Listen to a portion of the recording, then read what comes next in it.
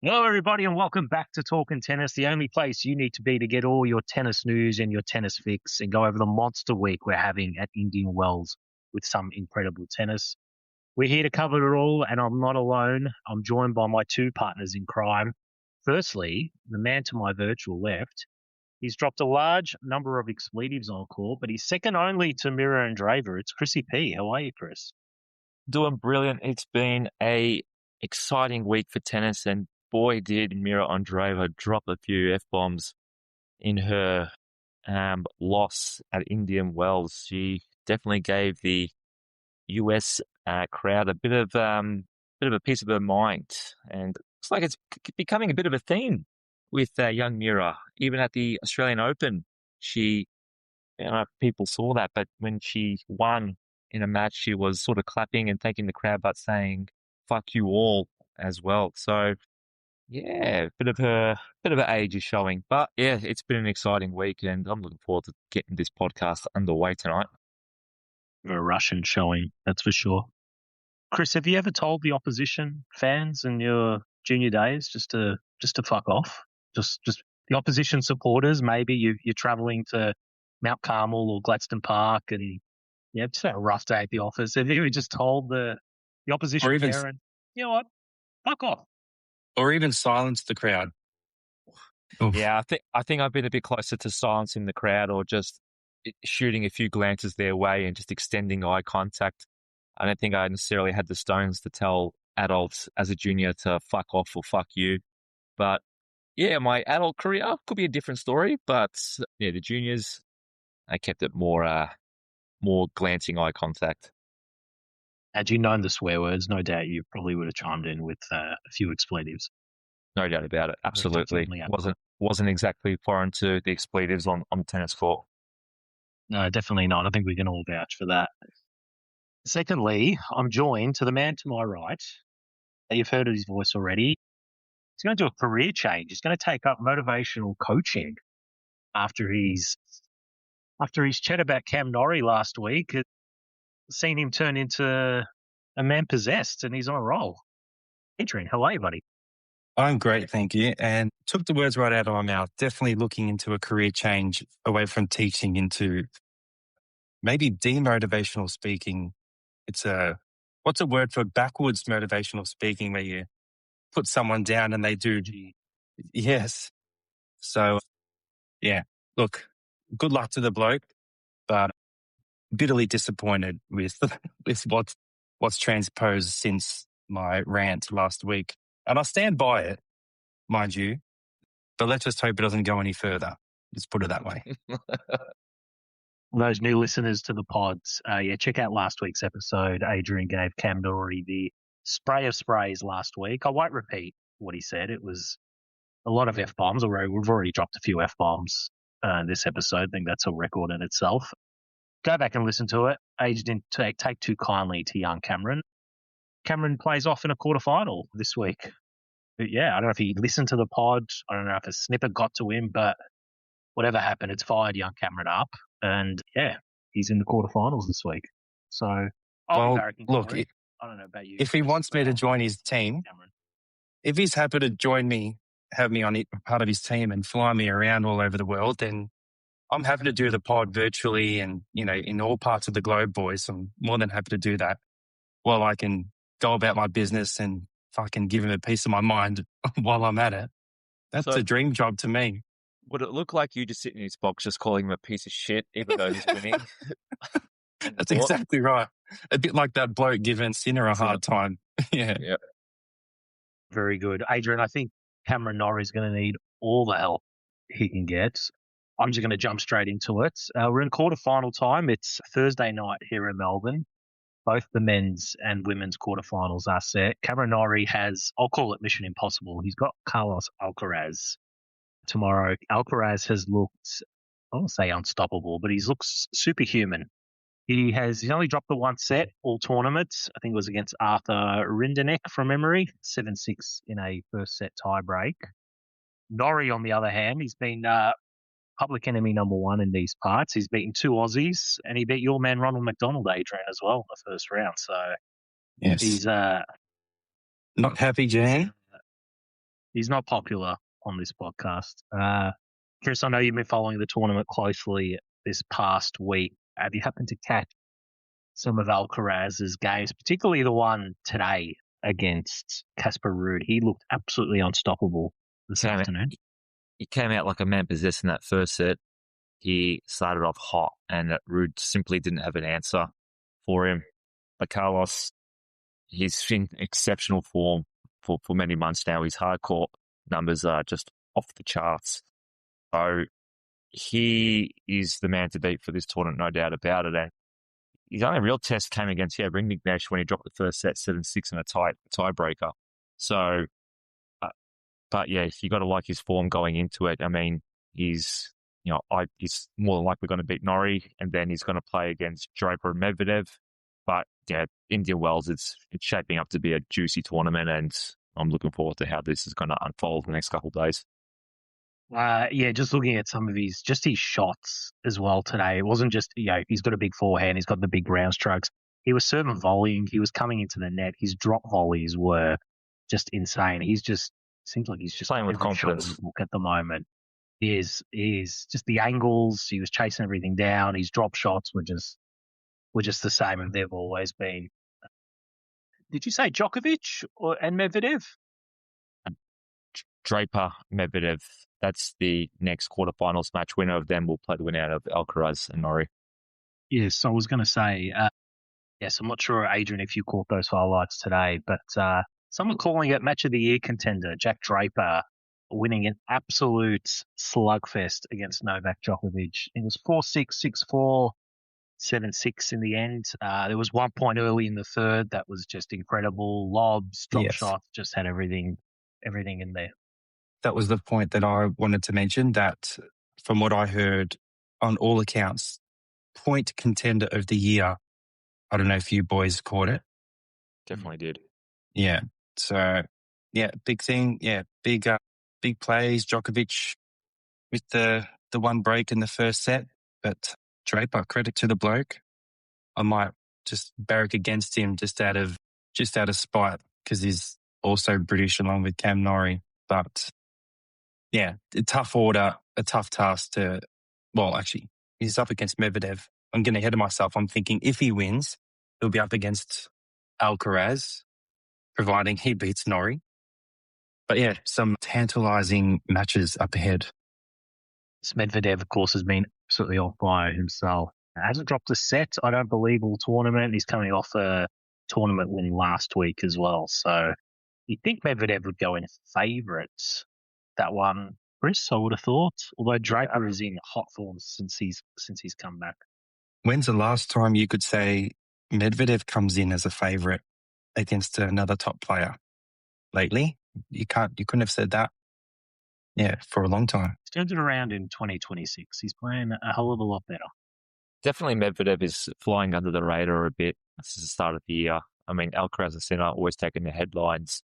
But Medvedev is becoming relevant again as well. I mean, coming in at the 11th seed for this tournament at Indian Wells. I mean, if he keeps this up, it's probably only a matter of time that he eventually, maybe gets around the 5-6 ranking mark as well.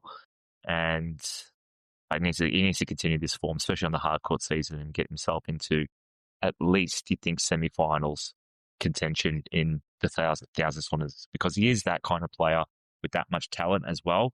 And there's no reason why he shouldn't be there. Totally. And then the last two quarterfinals. First off, we've got Alexander Zverev against Adrian, your man, Arthur Thies, in the first quarterfinal.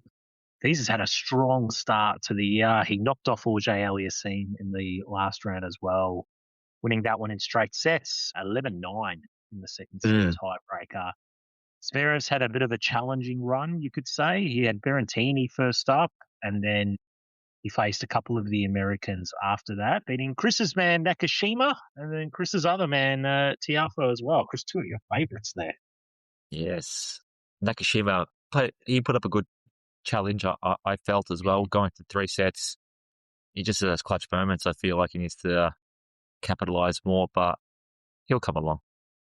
Yes, and of course I bring that up because Chris, he was your it was your selection as the player to watch, I think, from the men's sides. That's it. He went as far as he could, got a set off Zverev. He did well there. H, how you liking Big Arthur's tournament so far? How you liking his 2026? He is amazing, going well, and what a win against Big Felix as well. Like you already mentioned that last tiebreaker, 11-9, epic viewing there for that last tiebreaker. But big match up ahead. Zverev, I mean, he's number 4 for a reason. He'll always battle and chip away and make his way usually to a semi, only to fall to a Sinkeraz. But can young Arthur knock him off and maybe get some fresh blood up against the Sinkerazes up there to hopefully get a big win for my boy there, the German. But yeah, credit to him, a big year, and hopefully he keeps on going for my sakes anyway. Yeah, I think he's a big show. Knocks Zverev off. Yeah, Zverev leads the count 4-2 against Arthur Fils. Zverev winning their last encounter at Rome Masters on clay, 7-6, 6-1. It's clay. But Fils has won their last encounter on hard court at Miami, where he won in 3 sets. So, yeah, they certainly know each other's game. That's for sure. I wonder if Arthur Fils then. Yeah, the big. Yeah, well, it'll be tough. Yeah, baseline powers, as you boys mentioned with the hitting, but I don't know. Hopefully he gets the win and progresses through. It's what we want to see, some fresh blood. Bit of change up, not have the same blokes up there every time. Let's hope for your getting ahead of myself for the next one. I won't jump the gun there. Adrian's getting sick of seeing Zverev and Medvedev. He wants to see some fresh faces.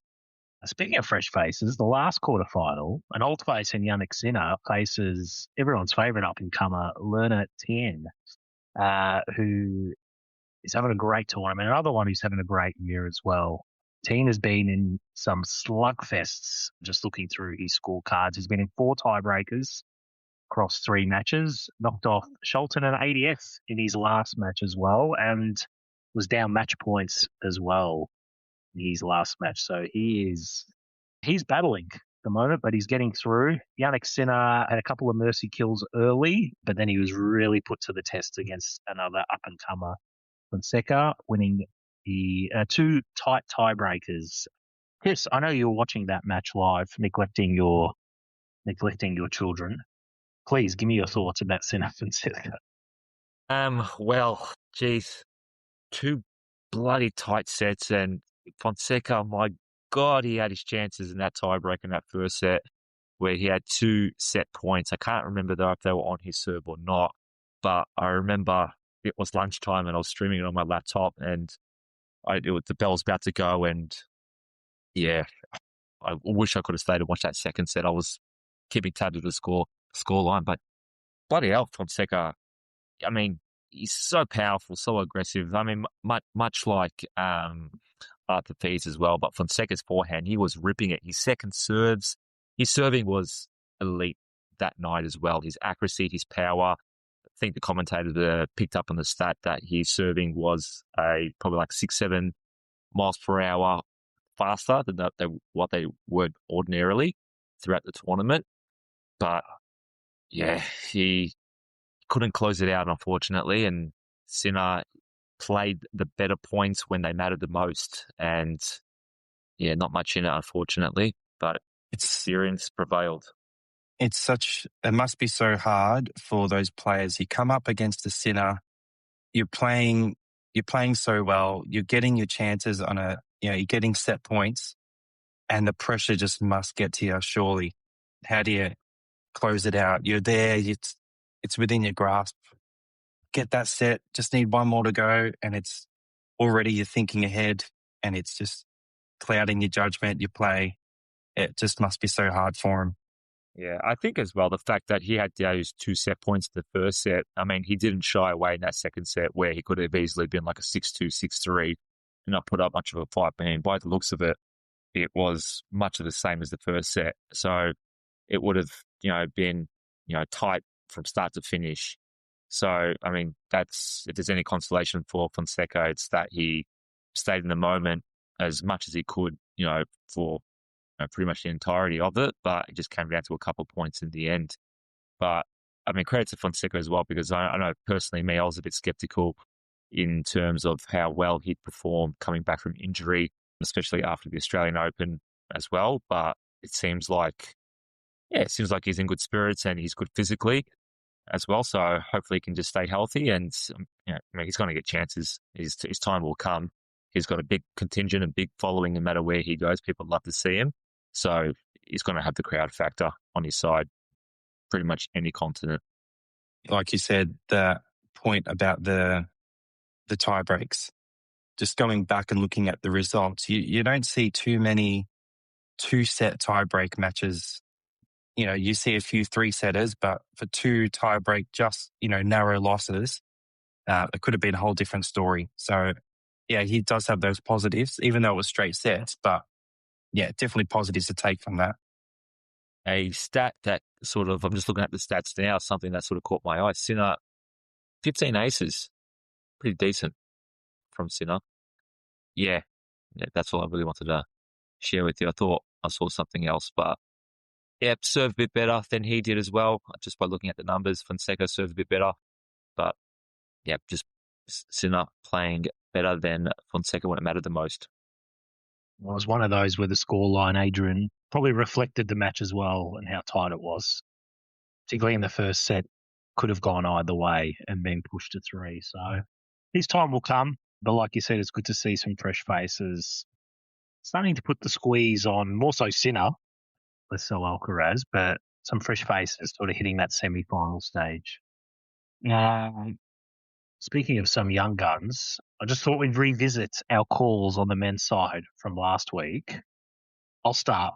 Jakub Mensik, disappointing. Bowed out pretty early in the tournament, all around the 32. Davidovich, he lost to in the round of 32 in 3 sets. A little bit disappointing. I thought he'd go a little bit further than that. Again, one of these young up-and-comers. Chris Nakashima, fair shout. Made it a couple of rounds. Came up against the number 4 seed. Adrian. Yeah. Lorenzo Musetti. What the hell? What the hell? Exactly. Look, I thought he was due. For a big one. You boys were skeptical of first tournament back after the big Aussie Open, but well, that's it. Sometimes you got to make these bold calls. Sometimes they pay off, sometimes they don't. I'll double up and pick him again for Miami in a week's time. I will not double up. I will look elsewhere the next time. I think maybe I might do a shout out for Cam Norrie, and I can reverse psychology and into fucking losing first round. We'll see. It's going to be a fun year. It will be. And yes, I will be updating the scores post the Indian Wells tournaments and maybe get a little leaderboard going. Actually, piss Adrian off. Just do a Cam Norrie watch. We're on Norrie watch for the rest of the year, I think. A couple of other call-outs. Alex de Minaur losing in the second round to Cam Norrie. Very disappointing. I did a little bit of further research and saw that Katie Bolter didn't get out of qualifying. I figured de Minaur just wanted to wrap up the tournament a little early and spend some time on California. I don't know. Surely not. Yep. That plays on any person's subconscious, I feel. Yeah, that's a good shout. That's a good pickup. I agree. I disagree heavily. I love the bloke and everything, but it got me thinking. I'm going to ask the question: has de Minaur peaked? Is this the best he's ever going to get? Because I feel like he just there's so much limited upside for him. I mean, what more can he do in terms of get better? Like, his game is already very solid, but it's not like he can, serve more consistently, bigger, get an extra 5Ks on his forehand. I mean, his game is pretty much set, and I feel like he's peaked. And if we were to go back in time last week and to short a player, I reckon I short him. Visionist hindsights. Yeah. Adrian, your thoughts on Chris's wild comments that I did not see? It's only been a week. It's 2 disappointing tournaments. Back to your bold theory, you mentioned that last time as well, that they both were out. You said they wanted to spend some time in Mexico or wherever they were. Now they want to have a great time in California, just up the road there. Well, I don't know. I think he's a professional player. Surely he can put that aside. Heart wants what the heart wants, Adrian. Yeah. I just think, right? So I think he was trying his best. He's just simply not good enough. To lean into Chris's point, that is his game good enough now? I feel like it's a bit conflicted. I feel like it wasn't too long ago, maybe 3 or 4 weeks ago, we were saying how, Chris, you mentioned how fit he was. He's in great shape, great form. Aside from the Sincaraz, he's right up there, possibly, top, the next best player. And now all of a sudden we're writing him off. Like, can we do that after just a couple bad tournaments? Will he do well the next one? And we'll be like, oh, he's back. He's back, boys. We're definitely not going to go swinging him left to right. But I feel with de Minaur that he's worked so hard to reach the ranking that he has now. He's had to win so many matches to get that ranking. But I feel as if there are like other top 10 players, I don't know, I feel like they can afford to lose more and still maintain their ranking. With him, he's had to work so hard even just to crack that top 10 and, win consistently, consecutively. But I feel like, I don't know, now there's sort of 2 tournaments now where he's bowed out pretty early. So it's hard to maintain that level of rage and, for a player like him anyway. So I get what you mean with his game, and from where he's come about. I remember him years ago when he was just entering the scene, all the, demon and, what a great player he's going to be. But what weapon, you mentioned this, what weapon does he have? He's definitely worked and improved on all aspects of his game. A very well-rounded, solid player. I'd say his net play is probably more of a standout now. Seems very, very solid at the net. But where's that going to get you if you don't have a monster serve, or you can't beat blokes off the baseline? I think his game is centered on staying locked in and focused on every point, being determined and willing to extend rallies and work hard for every point. Don't give any free points. And that requires focus, as opposed to maybe like a big server, a big hitter, where they can just play loose, swing the arm, and just get, win the point and lose the point within 2 to 3 shots. de Minaur's game, it requires a lot of discipline and focus, point in, point out consecutively.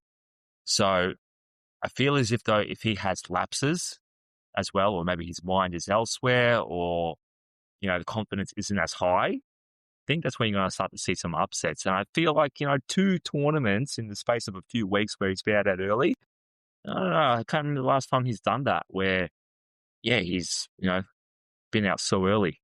So he's on my radar. I'm looking closely. I would like to see him bounce back, but geez, it will not be good signs if when he plays Miami soon, how his results go there. He's a top 10 player. Point. He's a top 10 player. You've got to be winning. You've got to be making quarters, semis. Show your worth to your ranking. That's a really good point you make with what his game is centered on, with high concentration, focus. And you're right. For another player who can they might be their minds elsewhere for a few games, they can recover within that set, perhaps make it up. Whereas he needs to be on all game, and that must be very taxing, not only for his play style because he's so agile, running everywhere, chasing shots down, but the mental focus, I think, would take a massive toll out of him too. So you do raise a good point. I hope he proves us wrong because he's a great bloke and he's Aussie. But yeah, I don't want to write him off just yet. I hope he can still have a bit of faith until next tournament, and then I'll call him a piece of shit if he loses. Adam, your thoughts? Certainly not writing him off. I'm not writing him off. I said 3 weeks ago that he's the third best player on tour after his Rotterdam win, and I'm not going to throw that all away. After a couple of lousy tournament results, so I'm going to stick by him. I'm not going to say he's peaked. I think he can turn it around. Look, I was being a bit facetious with my Katie Bolter comment, but who knows? Maybe there's some truth there. I think if I look back, I don't think she was in Rotterdam the week that he won it, and then the 2 tournaments she is there, he's bound out early. So correlation, causation, I don't know. I'm just speculating. Let's see how he goes in Miami. But no, Chris, I think you summed up his game well. He's all mental focus, and if it goes off the rails just a little bit, then he's going to struggle. And if he wants a weapon, he's just got to hit the gym, get the biceps up, get his shoulders up, maybe get a bit of power behind that forehand. Did you see some of Alcaraz's forehands today, by the way? Sorry to sidetrack, Chris. Didn't actually. I haven't had a chance to catch the highlights as of yet, but I could just imagine they were just amazing as always. Were they? Holy mother of God, they just had fire behind them. Go back and just watch some of the highlights. Some of these forehand winners were just electric. Absolutely electric. He is hitting the ball with some serious venom at the moment. So what does Demon like to do? He's got to hit the ball harder. The thing is, De Minaur hits very flat, and it's hard. You can't just hit hard because it is going to sail long. De Minaur plays with a lot of precision up and down the line. So, I mean, Alcaraz, though, heavy topspin, heavy power, so you can afford to really swing the... But Alcaraz, whether he's on the run, open stance, he can rip him from any angle, anywhere with venom. But yeah, it doesn't surprise me that he's amazing things. Just had a thought where you mentioned about how he hits so flat. I'm just thinking about the last big players, in Australia. We've got De Minaur, Kyrgios, Lord Tomic. What do they all have in common? Really flat hitting players. What's with the Aussies? Now, I don't know much about Hijikata. Yeah, but what's with the Aussies hitting a flat, baseline shots? What's with that? Is it something in the... Down under, clearly. Yeah. I don't know what that's about. It's just... Is it the humidity? It's the easy one shot, Adrian. It's a small sample size. I mean, we've got to admit, there's a lot of other Aussie players that, inside the top 100 or top 150, between like maybe the 50 to 150 mark, that probably play a lot more conventional, but we just don't necessarily see it because they're not on the biggest of stages. But again, yeah, correlation, causation, you could say. Just thinking of historically our more higher ranked players. Yeah, but I want to check out Hijikata, his ranking. We'll put in a word to Tennis Australia and see if we can get some changes to the coaching structure and get them to hit with a little bit more spin and power. I'll leave that in your hands, Adrian. Yeah, leave it with me, boys. I'll get to it. First final words on the men's side of Indian Wells before we move on to the ladies. Final word. Are we going to see a Alcaraz final or no? Do one of them get displaced before they reach the final? I think, yeah, that's what comes to mind. You have an answer for us? No, I really don't. No. I don't. But it's Alcaraz's to lose. Adrian, final words on the men's before we move on to the WTA. Ditto, Chris. Really, it's hard to see anyone but Alcaraz at this point, just with his form. I can't even see Sinner. At this point, my pick would be a Alcaraz straight sets final. That would be my pick. He's just unbelievable. Unless he's playing fees, then fees straight sets. But yeah, hard to go past Alcaraz. He's just on another planet, that bloke. It's good to watch.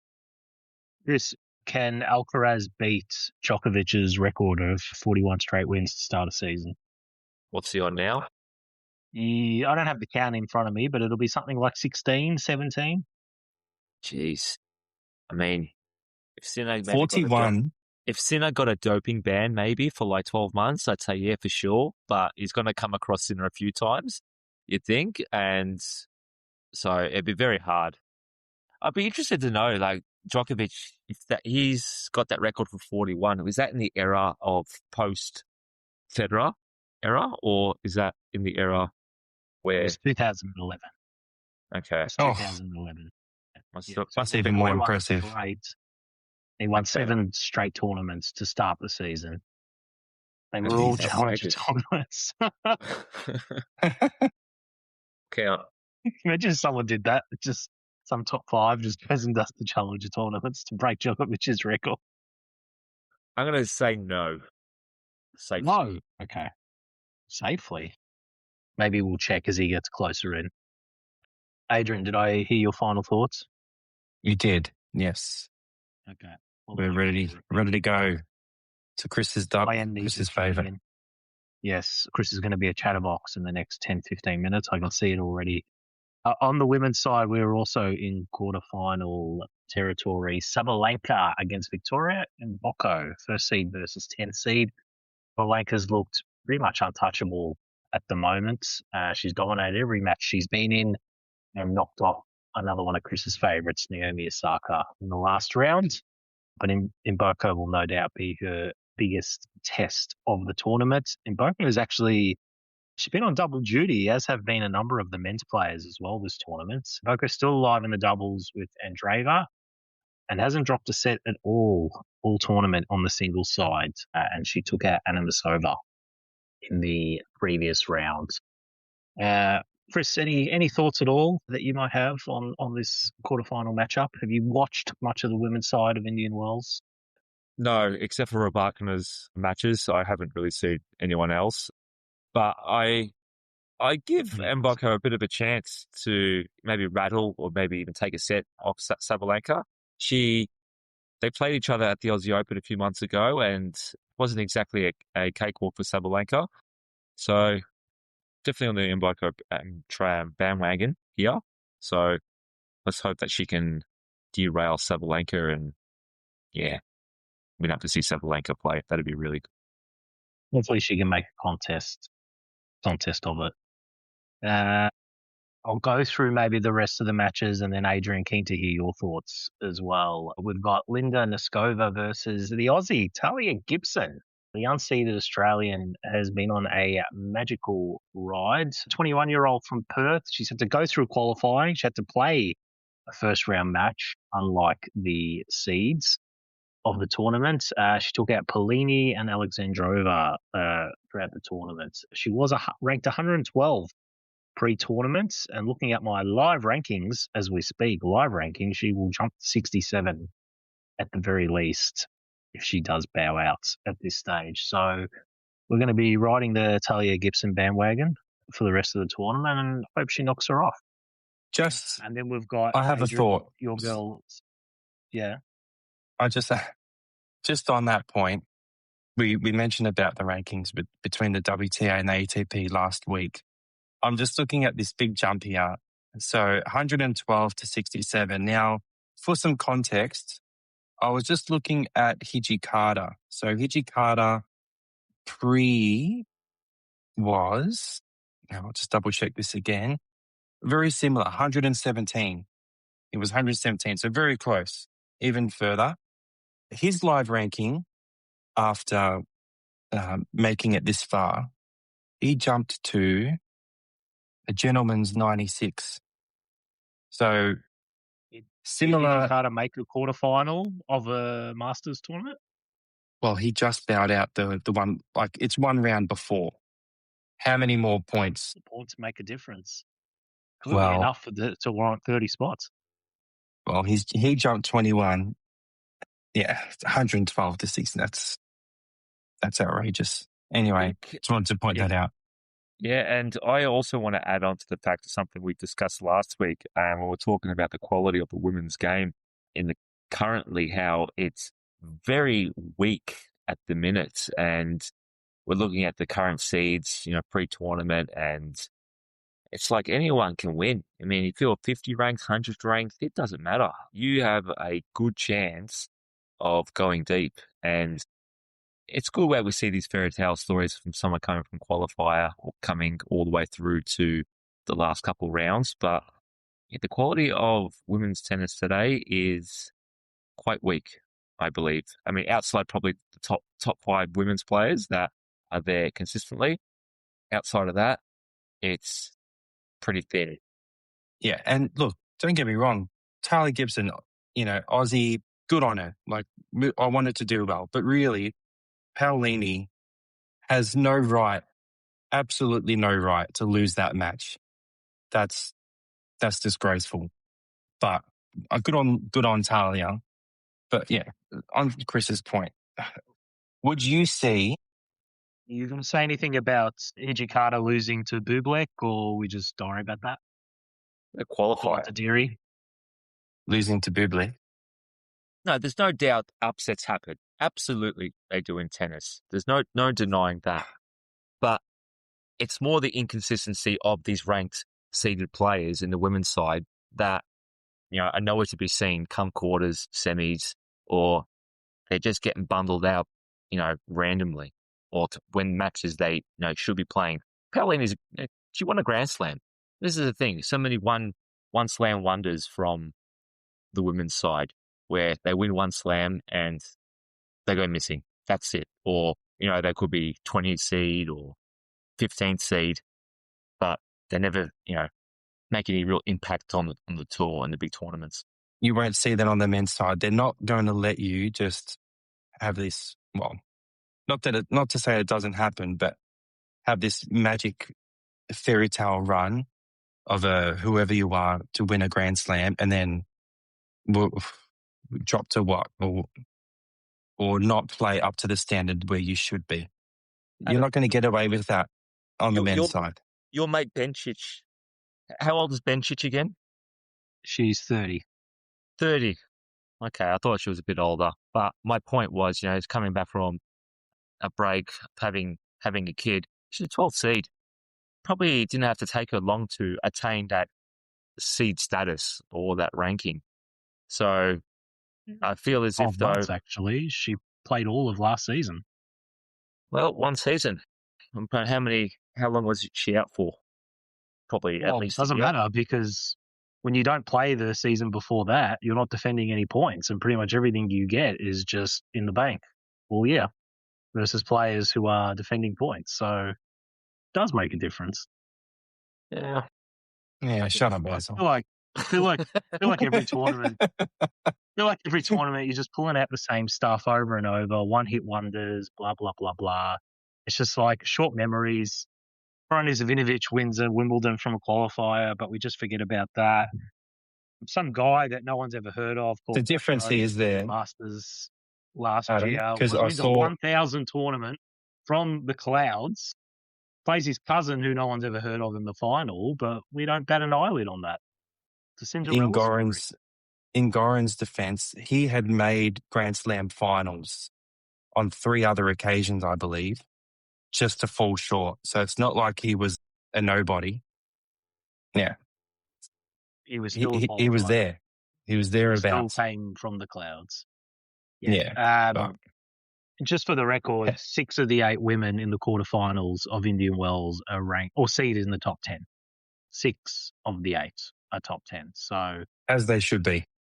And I feel like you've jumped on the fact that Talia Gibson's a qualifier as some sort of further proof that the WTA is in shambles. I wouldn't say it's in shambles, but I feel like you take away Sabalenka, you take away Rybakina, and it's quite open. Even Rybakina, like Sabalenka's, best player on the women's side currently. There's no doubt about that. But it's like you take her out of the women's side, and it's like it's up for anyone. I feel it doesn't even matter if you're 3rd seed or 13th seed or 40th rank. I feel like it's anyone's game. As opposed, you go to the men's side, it's just a different environment completely. Take away Sinner, take away Alcaraz, and the 2 guys who are probably going to win this tournament are Arthur Thies and Jack Draper. Both missed large chunks of tennis last year. There are a lot of quality players aside them too. You're just looking at this tournament alone. A lot of up and comers. They're the ones who are still left. I'd for say this Fees tournament, and Draper would be the two to beat. yeah, but for this tournament, yeah, but for other tournaments, it's a different story. We go through the Masters list a few weeks ago, and there was just some random names. Cam Norrie's won this tournament once upon a time. I should mention that. I think that's a quiz question for later. Yeah, exactly. Jesus. I feel like you guys just take any opportunity to belittle the women's game at every opportunity. I'm not going to stand for it. I'm going to sit here and be the defender of the WTA. To be fair, I don't bash the WTA every week. Thank you very much. Consistency is what keeps the viewers listening. All right, so I got to uphold my theme. I'll go through the rest of the quarterfinals, although at this point I don't even know what's the points. Adrian, your girl and my girl, because we both said she's going to have a good tournament. Alina Svitolina against Iga Swiatek in the first quarterfinal. Swiatek's had a great tournament. She's been on cruise control, a couple of smashings, lots of bagels in the women's tournament as well, much to Chris's chagrin. And Svitolina had a tight round one match, but has done it pretty easy since then with a walkover in her last match. But the match that I'm really looking forward to, two women that are in top form at the moment, the last quarterfinal, Jessica Pegula, daughter of billionaires, we all found out last week actually, takes on Chris's girl, Elena Rybakina, an absolute blockbuster match to close out the quarterfinals. And I think Chris he'll be watching that one, don't you worry. Phone in hand, tissues in the other hand. It will be on for young and old. I'm not going to bother asking Chris, but Adrian, just any final thoughts at all on the WTA? I mean, obviously it's all nonsense because it's just a two-woman show, because that doesn't happen in the men's at all. But what's happening? Well, I don't know about the two-woman show. Has her moments. Some tournaments she's there, like you said, it looks like she's been on cruise control, just cruising through her matches, playing really well, solid. Other tournaments, really struggling, bowing out early. This just seems to be one of those tournaments where she's looking like she's on a roll. Yeah. Now, Svitolina doing well, our early prediction. So hopefully she can knock her off and go all the way. That would be fantastic. But I think, like you said, the Pegula, Rybakina would be if you were to tip a match to watch, that looks like it might be the pick of the week. But time will tell, and then we'll see how we go. I'm sure Chris has a few more thoughts on Rybakina. Oh, sorry, on Rybakina, I do have something I want to say. Did you see the footage of the doubles tournament that she won with the man? The man who tried to put his arm around her, she brushed it off. And in the footage I saw, he only attempted once. But in the comments, they were saying no. Like some people were in defense of him. They're like, well, look how tall she is. Look at his height. He's just kind of reaching around at what would be his natural, where he would normally put his arm around a woman's waist. It just happened to be a bit lower because he didn't anticipate her height. And then a few commenters were saying, well, actually, no, that was the second time that he tried to do it. And she was having absolutely none of it. And I loved every second of it. Chris, I knew you'd be all up about it. Yeah. Oh, yeah. My X feed was littered with that. But yeah, the man with the brave arm, geez, he certainly went searching, didn't he? Yeah, it was very awkward, extremely awkward exchange. But love the fact that Rybakina just gave the look, fuck off. What are you doing? And yeah, you had the reverse angle as well. You could see that it was, not sure if it was touching her backside or if it was just placed millimeters just off as well.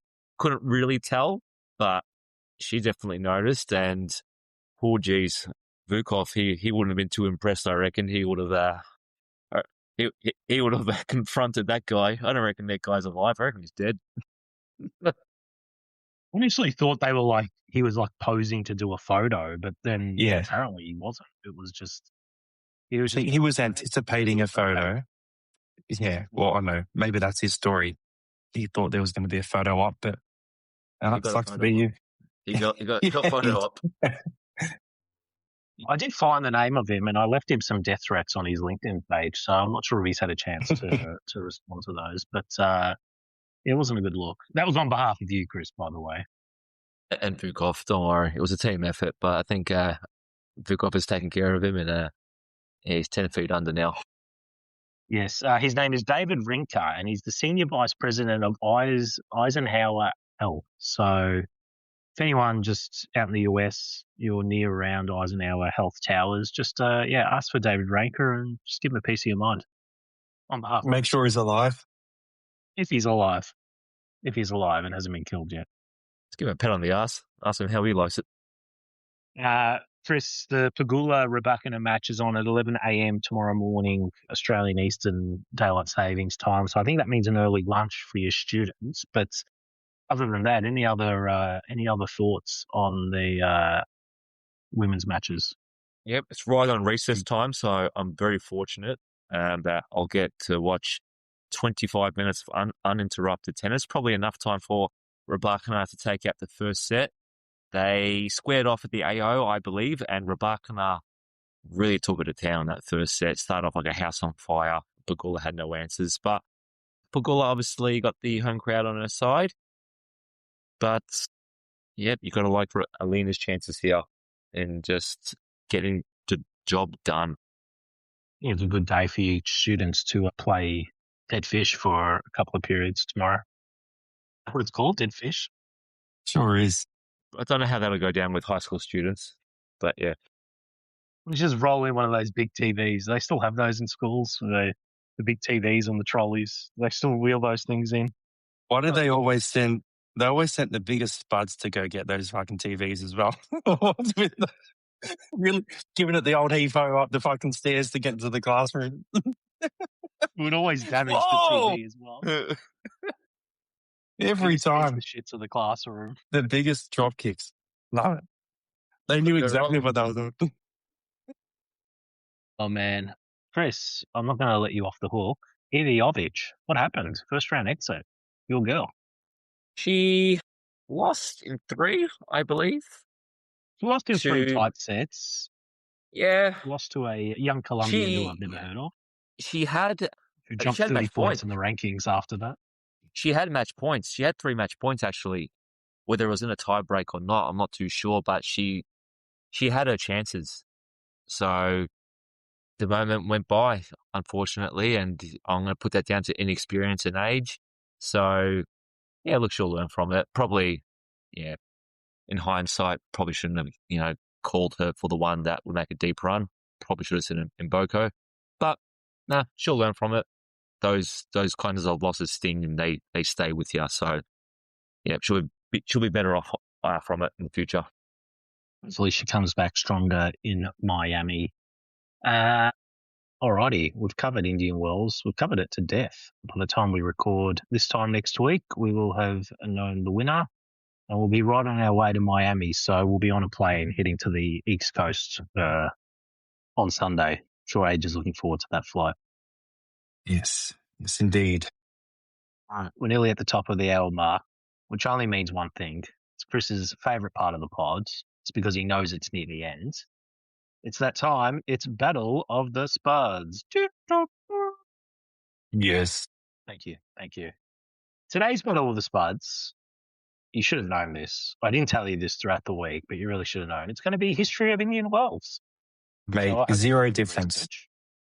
Well, you could have used your today to do some history lessons of the Indian Wells tournament, and that would have put you in good stead.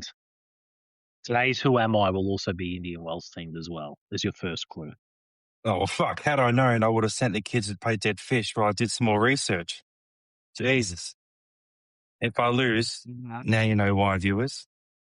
Before you start the Who Am I, I'm just going to say you have got some working back to do, Adam. You've got a long way back. So I just hope for your sake that it's a good one today. And yeah, good luck.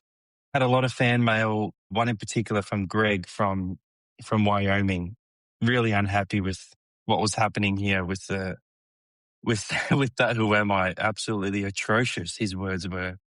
in all caps. So you have Greg from Wyoming to answer to, mate. You're in a sorry state right now. I hope you improve. As usual, you're both just premature. I had planned on apologising to you both and the audience about last week's Who Am I. For the new listeners, go back and listen to the Who Am I. It was bad. It was terrible. It was a disgrace. I had planned on apologising before we actually got to the Who Am I question, but Spud 1 and Spud 2 both decided to jump in and just pile on the host. I'll be retracting my apology post that, because you're both going to get fucked. Sick of your nonsense. Greg, in between your dick pics that you're sending Adrian on Instagram, that's real dick pics on Instagram, by the way, if you do want to send your dick pics to Adrian. Greg, you can go fuck yourself as well and go back to Wyoming. Yeah, that's all I have to say on that matter. Hey, Today's Who Am I? you need to calm down. Calm down. You're not. Okay. You've been easy on X. Calm down on X. You don't need to take it out on our viewers here. All right, here on the podcast. Some of them are driving home from work right now, just want a nice, easy listening, and you're fucking giving them a hard time. Just ease off, mate. Don't give them a reason to drive onto oncoming traffic. All right, just do it. Cool it. All right. Back to Winnipeg. Have you got any Twitter comments you want to bring up on the pod this week? Anything you're not happy about? I thought you were going to do a deep dive into Adam's X history to see what he's going to. Full of shit. He's quieting down. He hasn't fed me enough ammo recently. I've been as angry as ever. I've been abusing the treasurer of this country. I've been abusing the states. Everyone's copped it this week. I don't know what you're talking about. Here we Premier, go. she's copped it. I'm not going to get into it, but yeah, there's a lot I could mention, but we'll save it for another time. But Adam's hatred online certainly hasn't changed, and it won't be anytime soon. We'll never know about it because Chris hasn't brought the ammunition to the pod, unfortunately. Well, our viewers can give you a follow. Adam the Animal, Blundetto, give him a follow. You can see for yourself. Enjoy the show.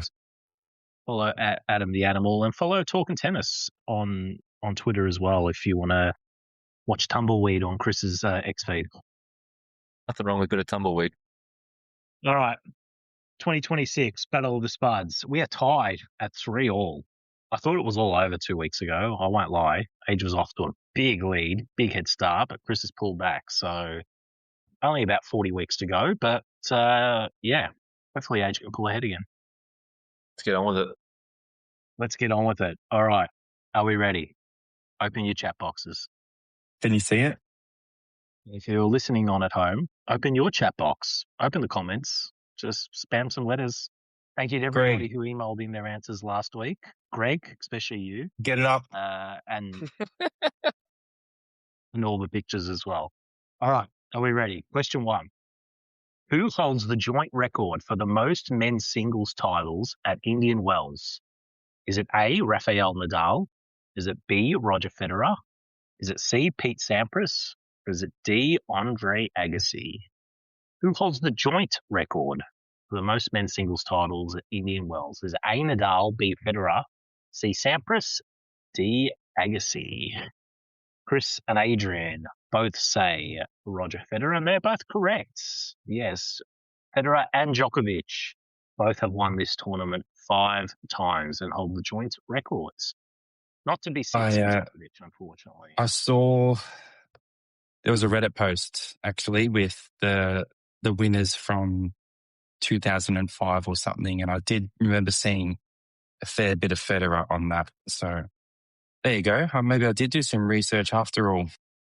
You did, and you didn't even know it. Just scrolling on Reddit. Alrighty. One apiece. Question 2.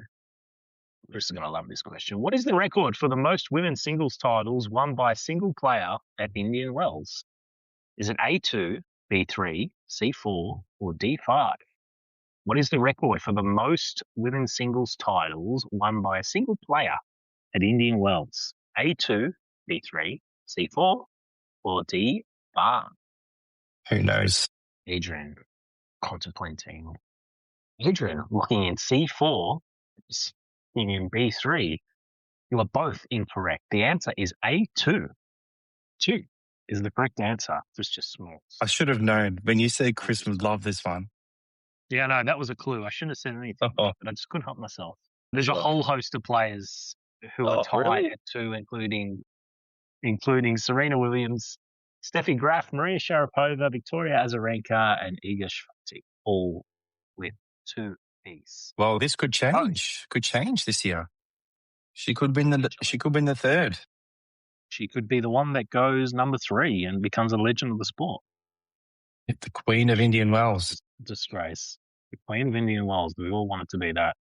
Question 3. What is the official name of the tennis complex where the Indian Wells tournament is played? Is it A, the Desert Oasis Arena? Is it B, the Coachella Valley Tennis Center? Is it C, the Indian Wells Tennis Garden? Or is it D, BNP Paribas Park? What is the official name tennis complex where the Indian Wells tournament is played? A, the Desert Oasis Arena. B, Coachella Valley Tennis Center. C, Indian Wells Tennis Garden. Or D, BNP Paribas Park. You both lock in the sponsor of the tournament, the BNP Paribas Park. You are both incorrect. It is C, the Indian Wells Tennis Garden. It was the most... That would have been my last choice, to be fair. It's a terrible name. They need to fix Awful. that. Awful. Fucking garden. Jeez. The second letter you need to write for the week, Adrian. First to Tennis Australia and then to the Indian Wells organisers as well. In the piece. Maybe you speak to Craig Tiley. Craig Tiley can pass on a message while he heads over there to head up Tennis USA. All right. We're still locked at 1 apiece. Oh, this is 6 questions as well, by the way. I've pulled my finger around and gone back to 6 questions. Aussie. He's upset. He liked 4. Question 4. The tournament first began in 1974, originally played in Tucson, Arizona, before moving. Who was the inaugural men's singles champion? Was it A, Jimmy Connors, B, Arthur Ashe, C, John Newcombe, or D, Bjorn Borg? Which male won the first tournament? A, Connors, B, Ashe, C, Newcombe, D, Borg. If you did your homework, this is very easy. You know I'm going to ask who won the first tournament.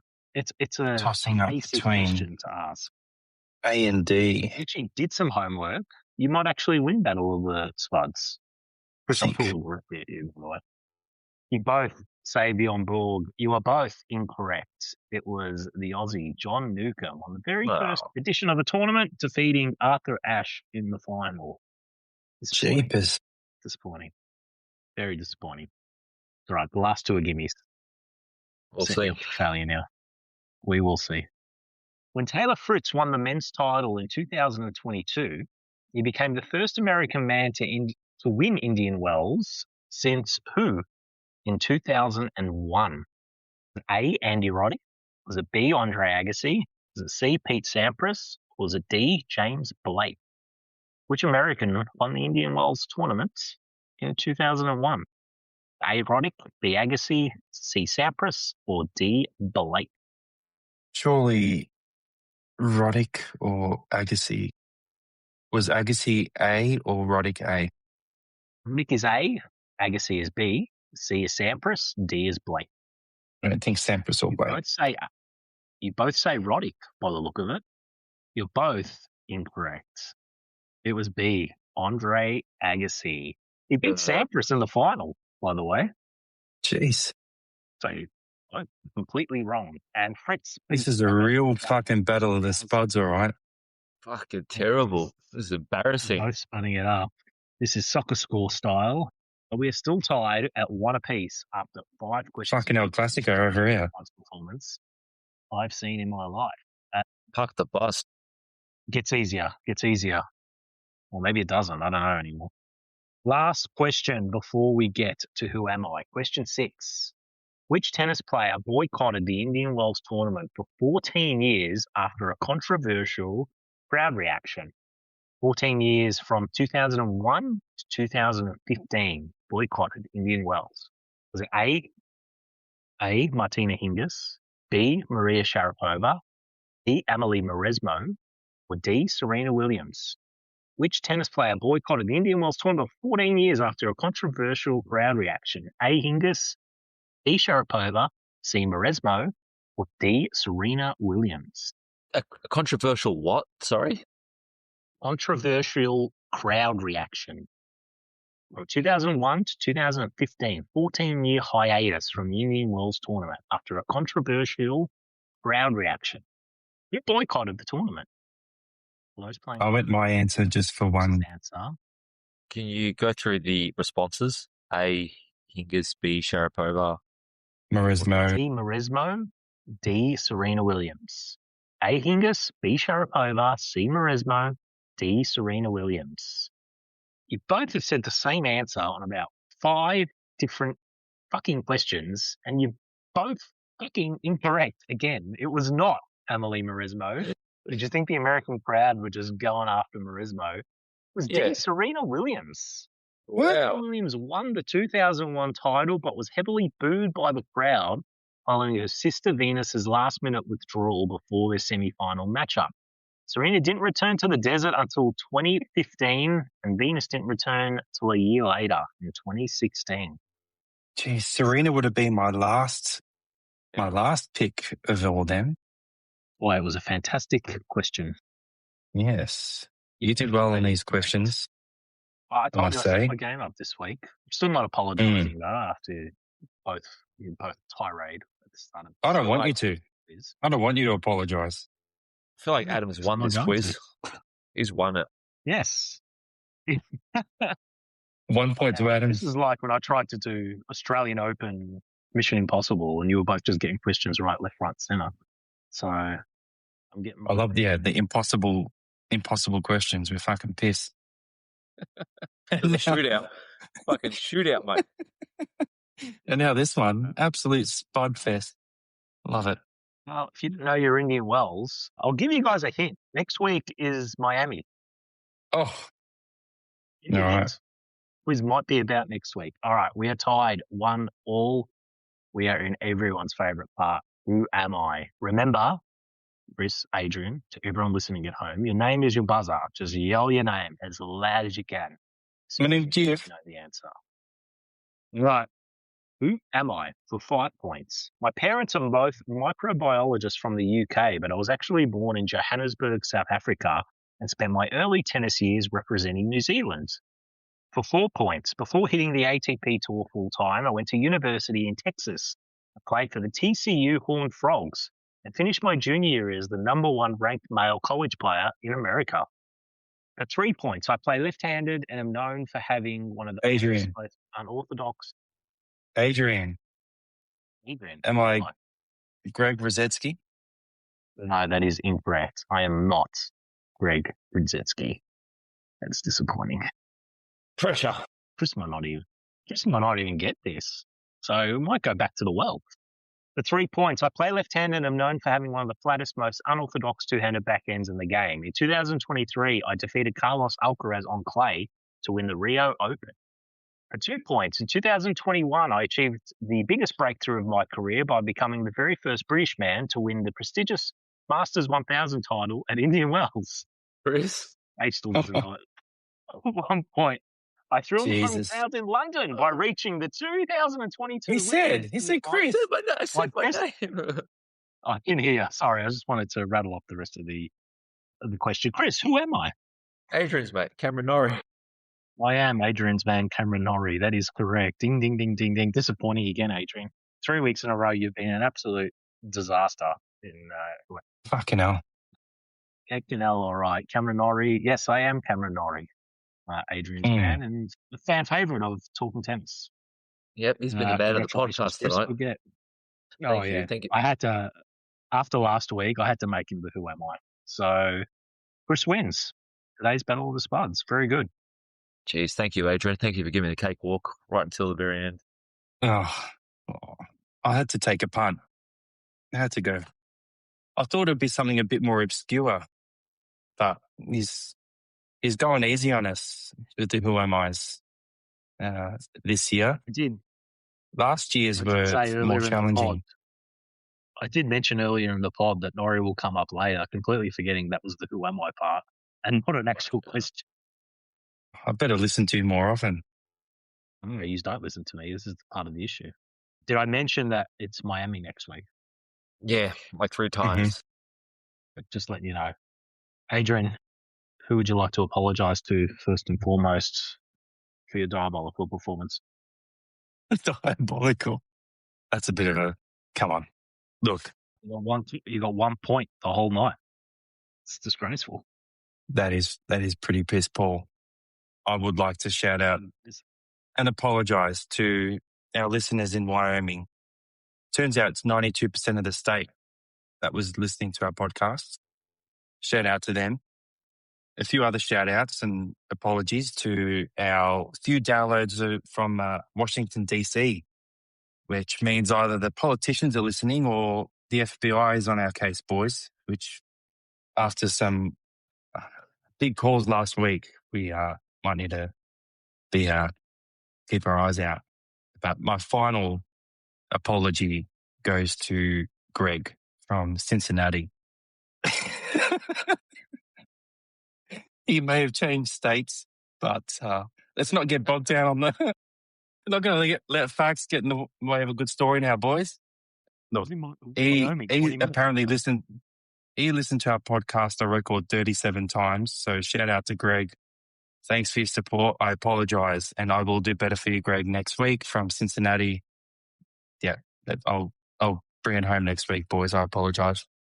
And ladies. Green robe. We don't discriminate here on this podcast. Excuse me. Chris, what would you like to say to the bots who follow you on X? Your loyal fans. They are very loyal. I always like to open up my X and see how many new bots follow me each week. So thank you for your unwavering support during this time. And just a shout out to our strong contingent fans in California who are just showing up week in, week out. So appreciate your commitment to the podcast. We'll see you next week. Yes, we certainly will. Thank you, everybody, for listening to today's podcast. If you've made it this far, what the hell is wrong with you? But thank you. We appreciate your support. Don't forget to follow us, leave a like, leave a comment. We get plenty of comments. Leave a comment. I'll even read it out on the show next week if you leave a comment. Not Greg, though. We don't want to hear from Greg. Yeah. Leave us a like on Spotify, Apple, Firefox, Magic Bee, Pocket Casts, whatever podcast player you listen to us on. We'll take all of you. Bumble, Hinge, all of it. We'll catch you next week before Miami. Don't forget Miami next week. Good evening and good night.